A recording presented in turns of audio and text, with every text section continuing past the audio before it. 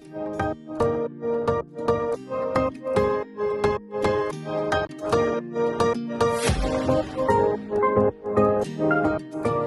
my beautiful friends, it's Amanda here, and today is the first of several collaboration videos that I'm going to be working on with a bunch of my YouTuber friends this month. Today's video is a look swap with the one and only Angelica Nyqvist, my friend Angie. I'm sure a lot of you already know her or already subscribe to her.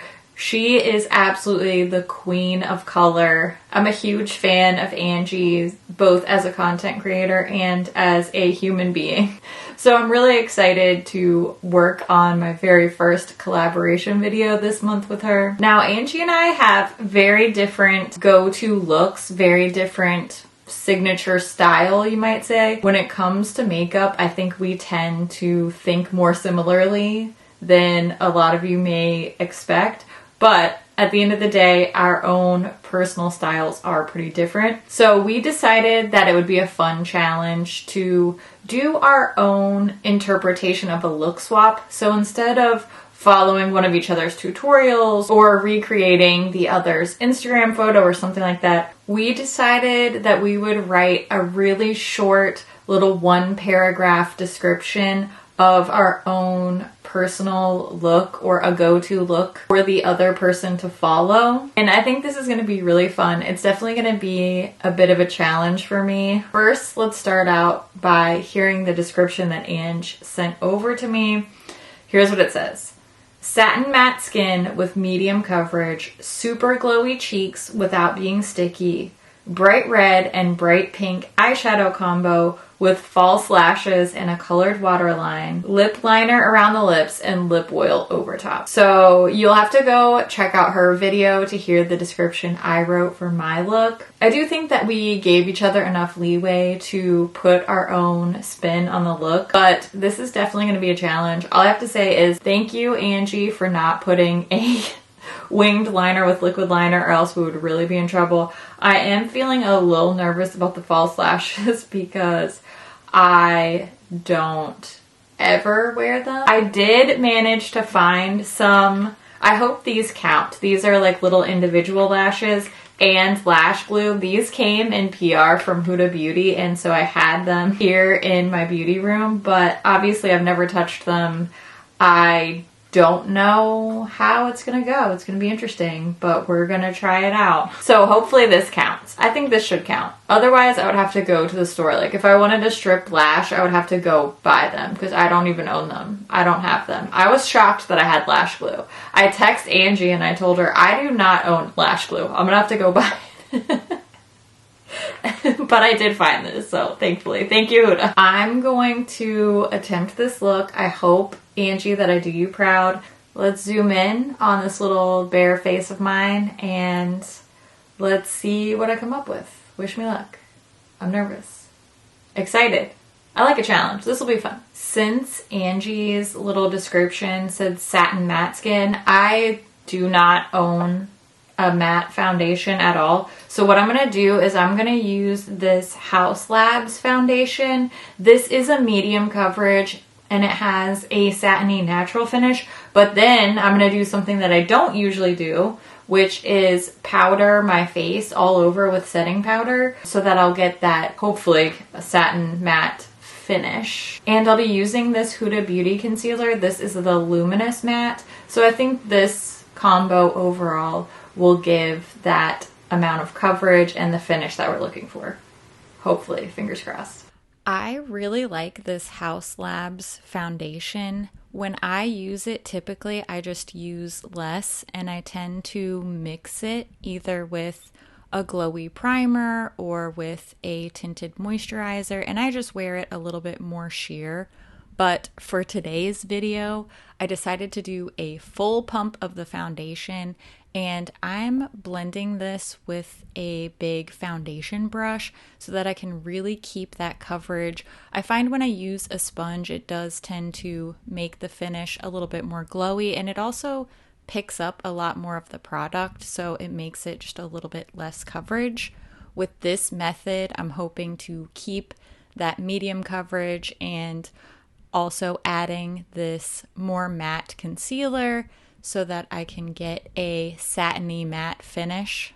Recently, I've been really into blending my concealer with my finger. I just find the warmth and the texture of a fingertip gives me the finish that I prefer. But again, for today's purposes, I do want more coverage and a more matte finish. So I'm using a brush for my concealer blending as well and just patting that down so that it is nicely blended, but I get a lot of coverage out of the concealer itself.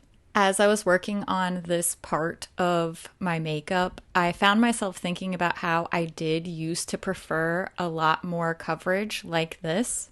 I think that it reads really good on camera, and especially it looks good in photos, which makes a lot of sense because that's the type of thing that Angie posts a lot more on Instagram. She posts pictures of her makeup and her face a lot more than I do on Instagram. So this method, this style of makeup makes so much sense for her personal style. And if I'm going to be in a situation where I'm getting photographed, a special event or family photos or something like that, this is the type of thing I'm still going to go towards. Maybe not quite so much powdering still, but I do like the way this all came together, and it definitely makes a lot of sense. I think it still looks really good, even though it's not my go-to look. I did add some bronzer because I feel like that's what Angie would do.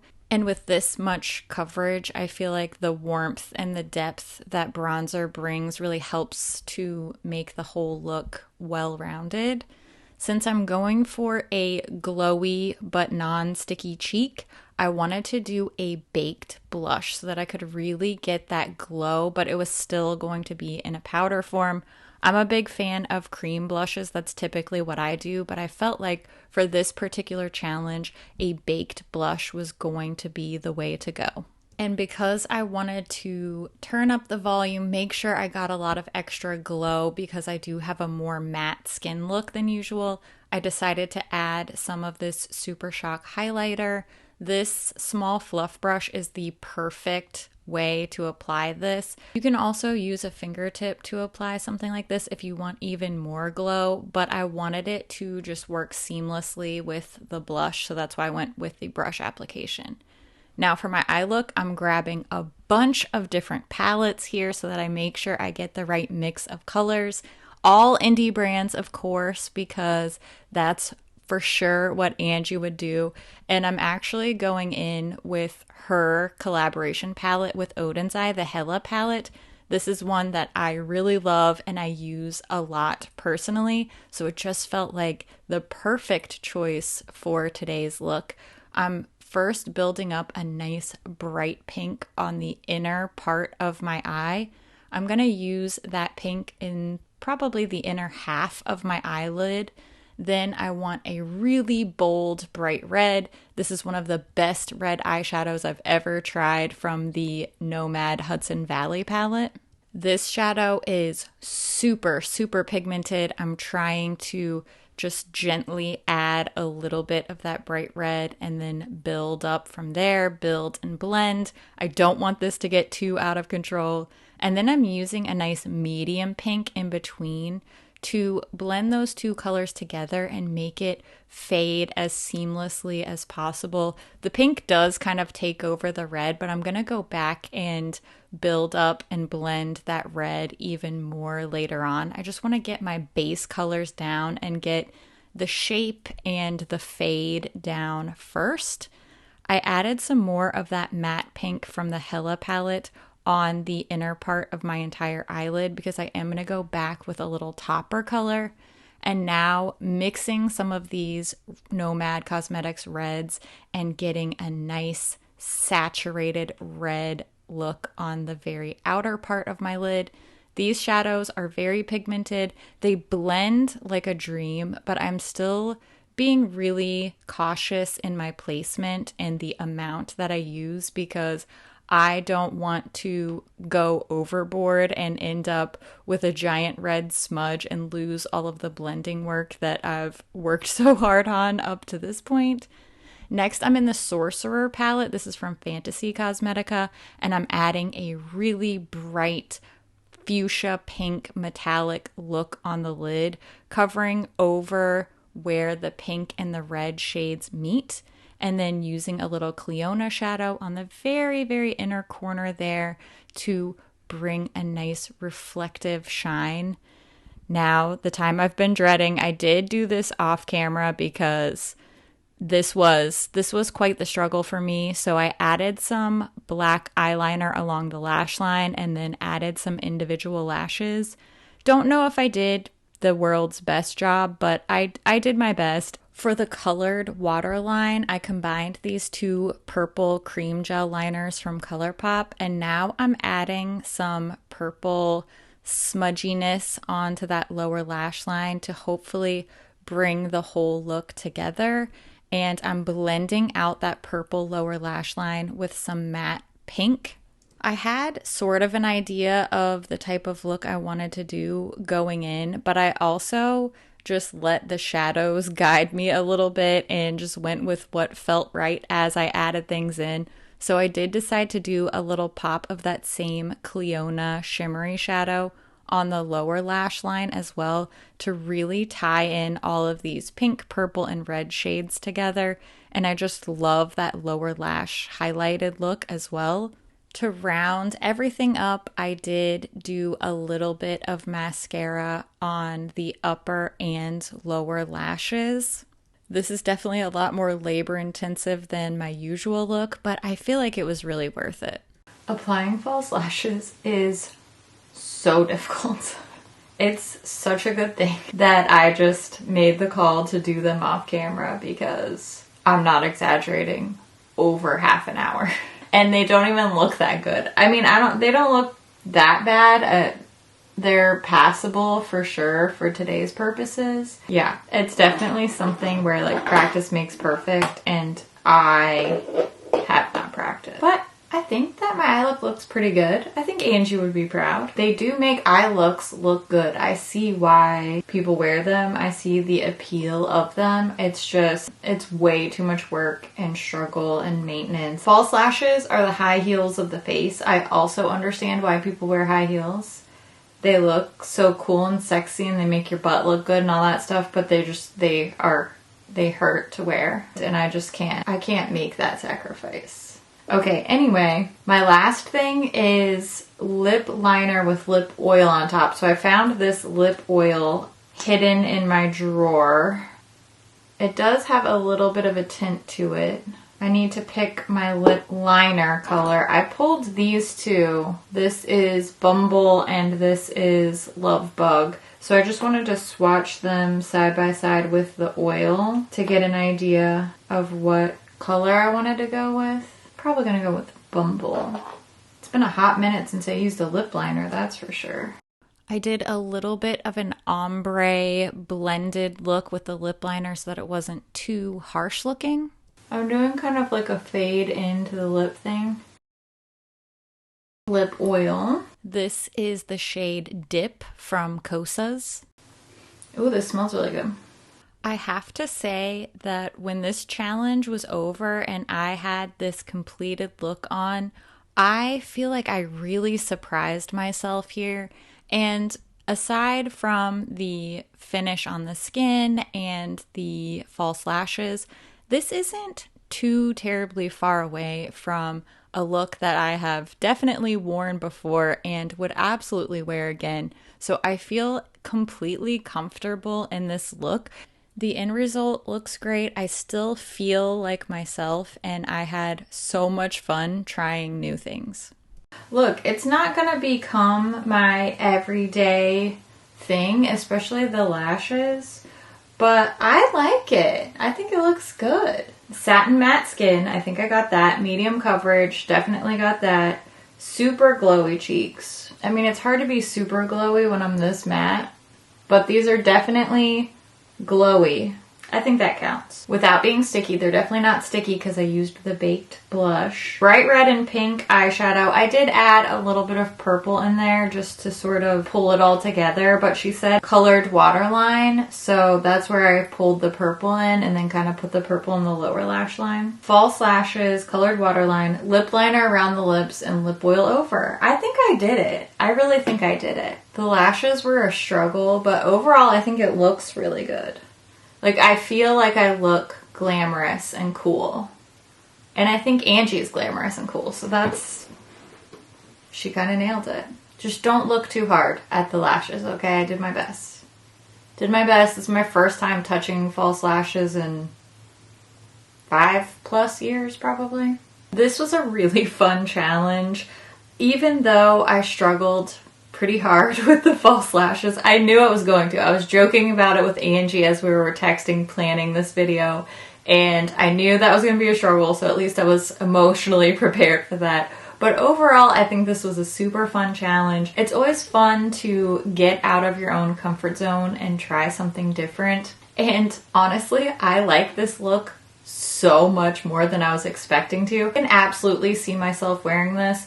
I don't know if I'm quite converted, but you know, the little individual lashes were actually a lot better. They're a lot more comfortable than the full strip lashes. So who knows? Maybe someday I will break these out again. Maybe it won't be another 5 years before I try them on. And it's all thanks to Angie in this video getting me into a completely different style of makeup. If you haven't already, definitely go over to Angelica Nyqvist's channel and watch her video. I cannot wait to see how her look turns out because I'm sure she will be equally as far out of her comfort zone with my look description. I highly, highly recommend her channel. She is tons of fun to watch and she does some great reviews, really fun tutorials, completely different style, obviously, than what I usually do. So make sure you check out her video, go subscribe to her channel, go show her lots of love on her version of this collab video. And thank you so much, Ange, for agreeing to do this video and for playing along with this kind of kooky look swap idea with me. I am so happy and honored to have you as my first collab of December. There are many more to come, at least 5 more, maybe even more than that, we'll see. I would love to know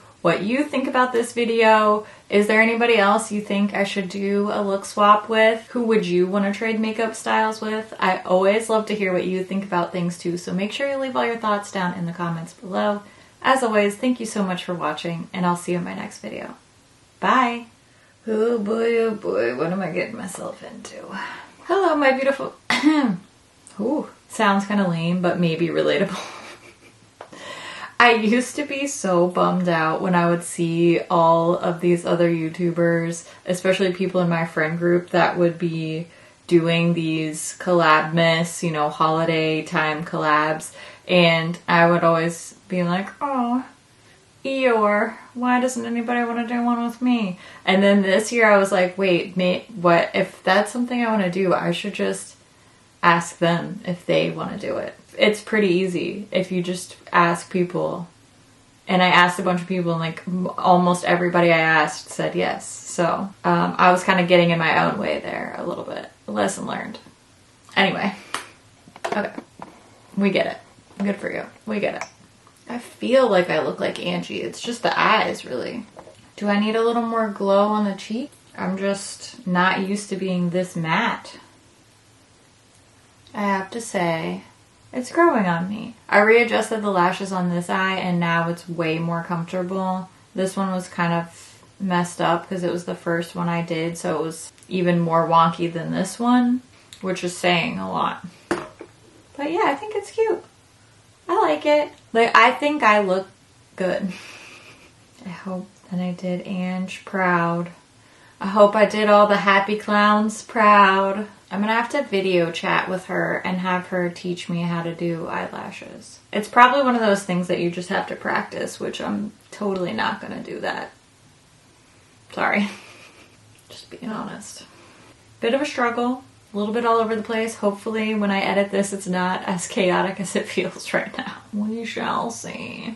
Oh, and go check out my Etsy shop. There's still time to get stuff for Christmas gifts, so, or holiday gifts, Hanukkah gifts, whatever Festivus you celebrate. That's it. Thanks for hanging out. Thanks for being a friend. Thanks for being cool. Thanks for sticking with me. Thanks in advance for not making fun of the way these eyelashes look. I appreciate that so much. Comment moderator, you know what to do. Okay, cool. See you later. Okay, thanks. Thanks for hanging out. Love your face. Okay, bye-bye. Bye-bye. Bye. Bye.